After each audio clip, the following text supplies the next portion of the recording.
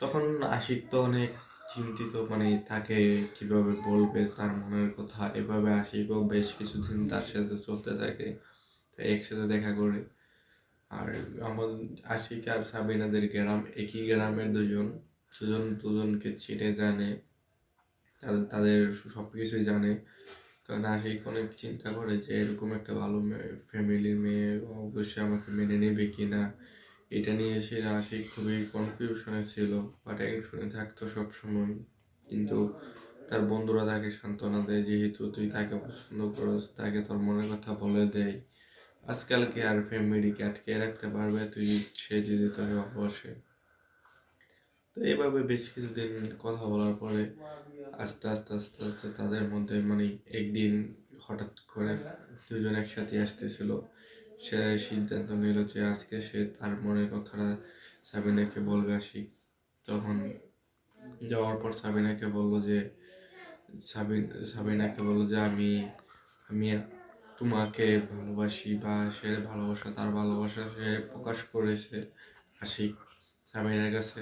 একদিন নীরব এক রাস্তায় একসাথে দুজনেই দুজনকে মনের কথা শেয়ার করে, তখন থেকে দুজনের সম্পর্ক আরো ভালো হয়, আরো গভীর হয়। তো এভাবে বেশ কিছুদিন চলার পরবর্তীতে তারা সিদ্ধান্ত নেয় যে তারা পালিয়ে যেয়ে বিয়ে করবে। তখন তারা দুজনেই সিদ্ধান্ত নেয় যে দেখো, আমারও পরিবার এত ভালো না, আর তোমার পরিবার অনেক ভালো, কিন্তু তোমার পরিবার কখনই আমাদেরকে মেনে নেবে না। আমরা যদি অনেক বলিও তাদের কাছে, তারা মেনে নেবে না।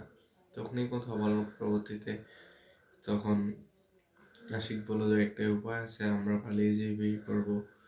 তখন সাবিনাও রাজি ছিল আশিকের কথাই।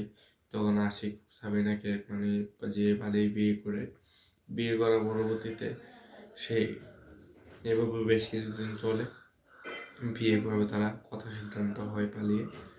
তখন দুজন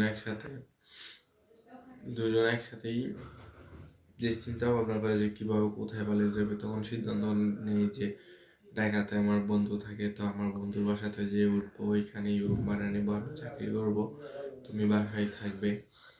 তো বলার পরবর্তীতে বলে যে আচ্ছা ঠিক আছে, আমি বাসায় থাকবো, তুমি তুমি চাকরি করবে, এভাবে আমরা চলবো।